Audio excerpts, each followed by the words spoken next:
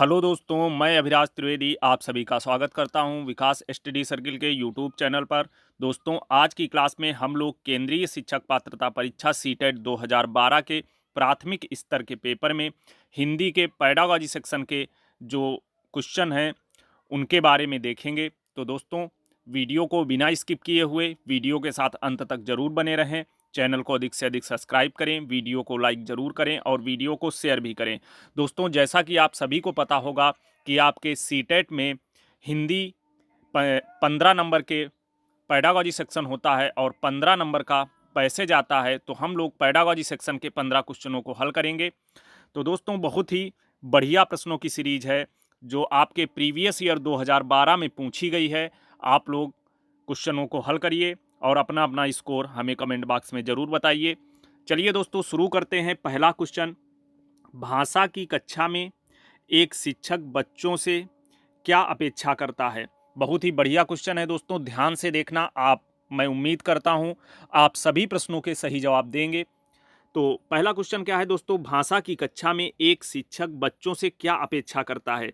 ध्यान से देखेंगे, पहला ऑप्शन दिया है, पहला ऑप्शन दिया है इसमें संस्कृत निष्ठ भाषा में ही जवाब दें, संस्कृत निष्ठ भाषा में ही जवाब दें।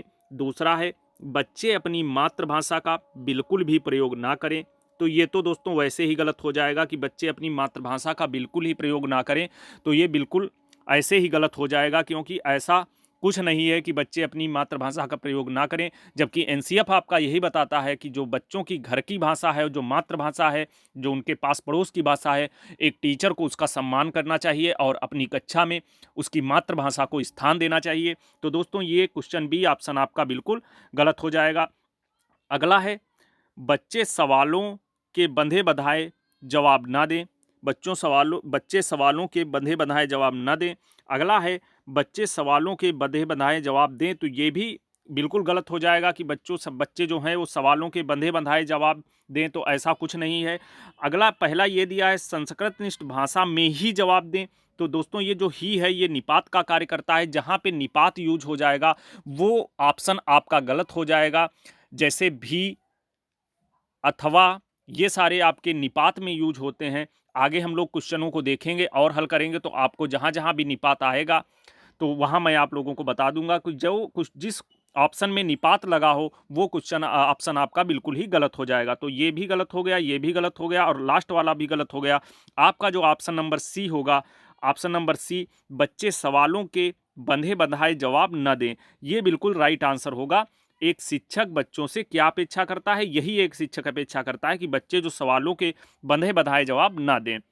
तो दोस्तों, उम्मीद करता हूं आप लोगों को क्वेश्चन बहुत अच्छे से समझ में आया होगा। अगला क्वेश्चन है भाषा स्वयं में। भाषा स्वयं में ऑप्शन देखते हैं। एक नियमबद्ध व्यवस्था है, एक जटिल चुनौती है, एक विषय मात्र है, संप्रेषण का एकमात्र साधन है। तो दोस्तों, उम्मीद करता हूं ये क्वेश्चन का आंसर आप सभी इसका जानते होंगे। बहुत ही आसान क्वेश्चन है। भाषा स्वयं में देखेंगे, एक जटिल चुनौती है। बी जो ऑप्शन दिया है एक जटिल चुनौती है, तो ऐसा नहीं है, जटिल चुनौती नहीं होगी ये। और अगला ऑप्शन दिया है एक विषय मात्र है, तो ये भी गलत हो जाएगा। भाषा एक विषय मात्र नहीं है। भाषा के माध्यम से हम लोग कुछ भी कर सकते हैं, एक संप्रेषण का भी माध्यम है और आपके एजुकेशन की दृष्टि से वो भी एक माध्यम है इसका। और भाषा के ही द्वारा हम लोग एक दूसरे से जुड़ते हैं, तो भाषा एक माध्यम भी है। अगला ये है संप्रेषण का एकमात्र साधन है, तो संप्रेषण का एकमात्र साधन तो नहीं है। तो इसमें ऑप्शन नंबर जो ए है, एक नियमबद्ध व्यवस्था है, बिल्कुल राइट आंसर होगा ऑप्शन नंबर ए। आगे बढ़ते हैं। अगला क्वेश्चन है भाषा का प्रयोग।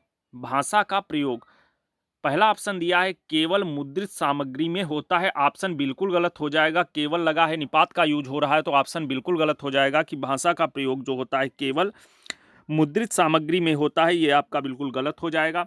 अगला है जीवन के विभिन्न संदर्भों में होता है, ऑप्शन सही होगा। अगला है केवल परीक्षा में होता है, बिल्कुल गलत हो जाएगा। अगला है केवल पाठ्य पुस्तक में होता है, ये भी आपका गलत हो जाएगा। बहुत ही आसान क्वेश्चन है, तो इसमें राइट आंसर कौन होगा, ऑप्शन नंबर बी, जीवन के विभिन्न संदर्भों में होता है। ऑप्शन नंबर बी आपका ये बिल्कुल राइट आंसर होगा यहाँ। आगे बढ़ते हैं। अगला क्वेश्चन है, अगला क्वेश्चन है दोस्तों, बच्चे अपने परिवेश में स्वयं भाषा अर्जित करते हैं। इसका एक निहितार्थ यह है कि क्वेश्चन क्या कह रहा है दोस्तों, जो बच्चे होते हैं वो अपने परिवेश में स्वयं भाषा अर्जित करते हैं, अपने मन से ही अपने आप ही भाषा को अर्जित कर लेते हैं। इसका एक निहितार्थ यह है कि ऑप्शन देखेंगे, बच्चों को केवल लक्ष्य भाषा का ही बच्चों को केवल लक्ष्य भाषा का ही परिवेश उपलब्ध कराया जाए। गलत हो जाएगा, क्यों? क्योंकि केवल लक्ष्य भाषा का ही परिवेश उपलब्ध कराया जाए, ऐसा नहीं होगा। निपात का यूज हुआ है, जैसा कि मैं बार बार रिपीट कर रहा हूं। केवल अगर इंडिविजुअल की एक ही चीज पे जोर दिया जाएगा तो वो वाली चीज नहीं होगी, वो ऑप्शन आपका नहीं सही होगा। अगला है, देखेंगे, बच्चों को अत्यंत सरल भाषा का परिवेश उपलब्ध कराया जाए। हो सकता है सही आंसर, लेकिन आगे देखेंगे अगला क्या बता रहा है। अगला ऑप्शन, बच्चों को बिल्कुल भी भाषा न पढ़ाई जाए, बिल्कुल गलत हो जाएगा ये। अगला है, बच्चों को समृद्ध भाषिक परिवेश उपलब्ध कराया जाए। तो दोस्तों ऑप्शन नंबर डी इसमें बिल्कुल सही आंसर होगा। ऑप्शन नंबर बी भी इसमें सही हो सकता है, लेकिन ऑप्शन नंबर बी से कहीं ज्यादा बेहतर ऑप्शन नंबर डी है, क्योंकि आप देखिए ऑप्शन नंबर बी क्या कह रहा है, बच्चों को अत्यंत सरल भाषा का परिवेश उपलब्ध कराया जाए। और अगला जो ऑप्शन नंबर डी आपका दिया है, बच्चों को समृद्ध भाषिक परिवेश उपलब्ध कराया जाए, तो ये वाला ऑप्शन बी वाले ऑप्शन से ज़्यादा बेहतर है। तो ऑप्शन नंबर डी इसमें बिल्कुल राइट आंसर होगा। आगे बढ़ते हैं, अगला क्वेश्चन है, भाषा सीखने सिखाने का उद्देश्य है। भाषा सीखने सिखाने का उद्देश्य है, क्वेश्चन लिखा है ये। आगे इसमें देखेंगे, ऑप्शन पहला दिया है दूसरों की बात समझना। ऑप्शन दिया है इसमें दूसरों की बात समझना सीखना। बी ऑप्शन दिया है अपनी बात की पुष्टि के लिए तर्क देना। सी ऑप्शन दिया है विभिन्न स्थितियों में भाषा का प्रभावी प्रयोग करना। और डी ऑप्शन दिया है अपनी बात कहना सीखना। तो दोस्तों इसमें जो होगा, भाषा सीखने सिखाने का उद्देश्य क्या है, तो आप देख रहे होंगे कि ऑप्शन नंबर जो सी है इसमें राइट आंसर होगा, विभिन्न स्थितियों में भाषा का प्रभावी प्रयोग करना। ये आपका बिल्कुल सही आंसर हो जाएगा। अपनी बात कहना गलत हो जाएगा। अपनी बात की पुष्टि के लिए तर्क देना, ये ऑप्शन भी गलत हो जाएगा। दूसरों की बात समझना सीखना, ये भी गलत हो जाएगा। कहीं बेहतर ऑप्शन नंबर सी है, इन तीनों से बेहतर विभिन्न स्थितियों में भाषा का प्रभावी प्रयोग करना। ऑप्शन नंबर सी आपका बिल्कुल इसमें राइट आंसर हो जाएगा।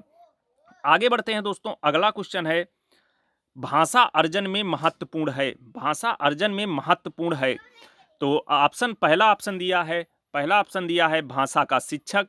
दूसरा दिया है भाषा के विभिन्न रूपों का प्रयोग। सी ऑप्शन दिया है भाषा का व्याकरण। और डी ऑप्शन दिया है पाठ्यपुस्तक। तो दोस्तों इसमें जो होगा आपका बी ऑप्शन राइट हो जाएगा, भाषा के विभिन्न रूपों का प्रयोग। भाषा अर्जन में महत्वपूर्ण क्या है, तो बी ऑप्शन आपका बिल्कुल सही आंसर होगा, भाषा के विभिन्न रूपों का प्रयोग। आपका जो ये भाषा का शिक्षक है ये भी गलत हो जाएगा, भाषा का व्याकरण ये भी गलत हो जाएगा, और पाठ्य पुस्तक भी गलत हो जाएगा। ऑप्शन नंबर बी आपका बिल्कुल राइट आंसर होगा। आगे बढ़ते हैं दोस्तों, अगला क्वेश्चन है, भाषा की पाठ्य पुस्तकें। जो भाषा की पाठ्य पुस्तकें हैं तो इसके संदर्भ में क्वेश्चन पूछा है। पहला है साध्य है। बी ऑप्शन दिया है भाषा सीखने का एकमात्र साधन है, तो ये भी गलत हो जाएगा। अगला दिया है अभ्यास परक ही होनी चाहिए, निपात का यूज हुआ, ये भी आपका गलत हो जाएगा। अगला दिया है साधन है।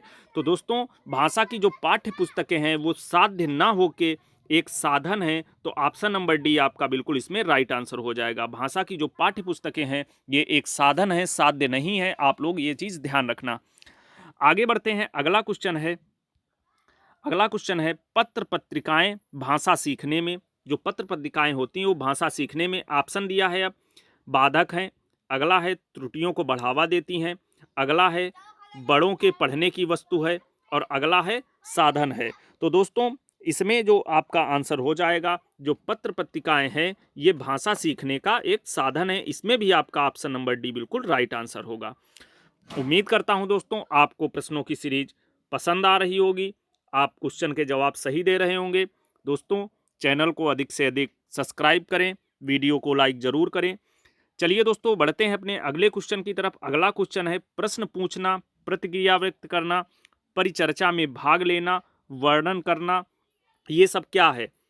तो ऑप्शन देखेंगे, केवल साहित्यिक गतिविधियां हैं, गलत हो जाएगा। निपात का यूज हुआ है, जैसा कि मैं बार बार रिपीट कर रहा हूं। अगला है भाषा आकलन के तरीके मात्र हैं, ये भी गलत हो जाएगा। अगला दिया है भाषा सीखने सिखाने तथा आकलन के तरीके हैं, ये आपका सही हो सकता है। लेकिन चौथा देखेंगे केवल शिक्षण पद्धति है, ये भी आपका गलत हो जाएगा। तो दोस्तों इसमें जो ऑप्शन नंबर सी है आपका, भाषा सीखने सिखाने तथा आकलन के तरीके हैं। जो ये प्रश्न पूछना, प्रतिक्रिया व्यक्त करना, परिचर्चा में भाग लेना, वर्णन करना, ये क्या है? सब भाषा सीखने सिखाने तथा आकलन के तरीके हैं। ऑप्शन नंबर बी इसमें बिल्कुल, ऑप्शन नंबर सी सॉरी दोस्तों, बिल्कुल राइट आंसर हो जाएगा। आगे बढ़ते हैं। अगला क्वेश्चन है बहुभाषिक तथा बहुसांस्कृतिक कक्षा में, बहुभाषिक और बहुसांस्कृतिक कक्षा में ऑप्शन देखेंगे। बच्चों को मातृभाषा का प्रयोग वर्जित होना चाहिए, ऐसा कुछ नहीं है, तो ऑप्शन नंबर बी बिल्कुल गलत, ऑप्शन नंबर ए बिल्कुल आपका ये गलत हो जाएगा। अगला है बच्चों की मातृभाषा को समुचित सम्मान स्थान देते हुए मानक भाषा से भी परिचित कराना चाहिए, सही हो सकता है। लेकिन आगे देखेंगे और ऑप्शन अपने, बच्चों को केवल मानक भाषा के प्रयोग के लिए ही पुरस्कृत करना चाहिए, निपात का यूज हुआ है। और केवल मातृभाषा के प्रयोग, भाषा के प्रयोग के लिए ही पुरस्कृत करना चाहिए, ये बिल्कुल गलत हो जाएगा। अगला है बच्चों की मातृभाषा का ही सदैव प्रयोग किया जाना चाहिए, ऐसा भी नहीं है कि केवल मातृभाषा का ही यूज किया जाए और उसकी जो मानक भाषा है, मानक भाषा के बारे में बच्चों को बताया ही ना जाए, ऐसा बिल्कुल नहीं होगा। तो जो इसमें ऑप्शन नंबर बी दिया है सबसे बेहतर ऑप्शन है और सबसे सही ऑप्शन यही होगा आपका, बच्चों की मातृभाषा को समुचित सम्मान स्थान देते हुए मानक भाषा से भी परिचित कराना चाहिए। तो दोस्तों उम्मीद करता हूं आप लोगों को बहुत अच्छे से क्लियर हुआ होगा। देखिए जहां जहां निपात होगा जिस ऑप्शन में, वो ऑप्शन आपका बिल्कुल गलत हो जाएगा। ऑप्शन नंबर सी में आप देखिए केवल, और दूसरा है के लिए ही ये है, ये भी निपात है, इसलिए ये गलत हुआ। अगला है यहाँ पे डी ऑप्शन में देखिए बच्चों की मातृभाषा का ही सदैव, दो दो निपात यूज हुए हैं, ये बिल्कुल गलत होगा। आप ऐसे क्वेश्चनों को हल करिएगा। आगे देखते हैं आज का अगला और अंतिम क्वेश्चन है। अंतिम क्वेश्चन है निम्नलिखित, सॉरी दोस्तों, अंतिम क्वेश्चन है निम्नलिखित में से कौन सा भाषा शिक्षण का उद्देश्य है? निम्नलिखित में से कौन सा भाषा शिक्षण का उद्देश्य है? ऑप्शन देखेंगे। पहला ऑप्शन दिया है निजी अनुभवों के आधार पर भाषा का सृजनशील प्रयोग करना। आगे है अगला ऑप्शन भाषा सीखते समय त्रुटियां बिल्कुल ना हो, ऑप्शन गलत हो जाएगा, ऐसा नहीं है, त्रुटियां हो सकती हैं भाषा सीखते समय, क्योंकि त्रुटियां जो होती हैं ये सीखने सिखाने की प्रक्रिया का अभिन्न हिस्सा होती हैं, ये एनसीएफ बोलता है। अगला है ऑप्शन भाषा की बारीकी और सौंदर्य बोध को सही रूप में से समझने की क्षमता को प्रोत्साहित करना, ऑप्शन नंबर सही हो सकता है। लेकिन आगे है भाषा के व्याकरण सीखने पर बल देना, ये भी आपका ऑप्शन गलत हो जाएगा। ऑप्शन नंबर ए और ऑप्शन नंबर सी में आपको कन्फ्यूजन हो रहा होगा, तो इसमें सबसे बेहतर ऑप्शन होगा ए और सी में ऑप्शन नंबर सी आपका बिल्कुल राइट आंसर होगा। क्या पूछ रहा है क्वेश्चन को एक बार फिर देखेंगे, निम्नलिखित में से कौन सा भाषा शिक्षण का उद्देश्य है? तो सी ऑप्शन में बताता है भाषा की बारीकी और सौंदर्य बोध को सही रूप से समझने की क्षमता को प्रोत्साहित करना, बिल्कुल आपका ये राइट आंसर होगा, ऑप्शन नंबर सी। तो दोस्तों ये थे हिंदी के 15 क्वेश्चन जो पेडागॉजी सेक्शन के थे। उम्मीद करता हूं आप लोगों को वीडियो पसंद आया होगा। दोस्तों चैनल को अधिक से अधिक सब्सक्राइब करें, वीडियो को लाइक ज़रूर करें और वीडियो को शेयर भी करें। आगे दोस्तों हम कल की क्लास में ईवीएस के 30 क्वेश्चन जो 2012 में पूछे गए थे उसकी प्रैक्टिस करेंगे।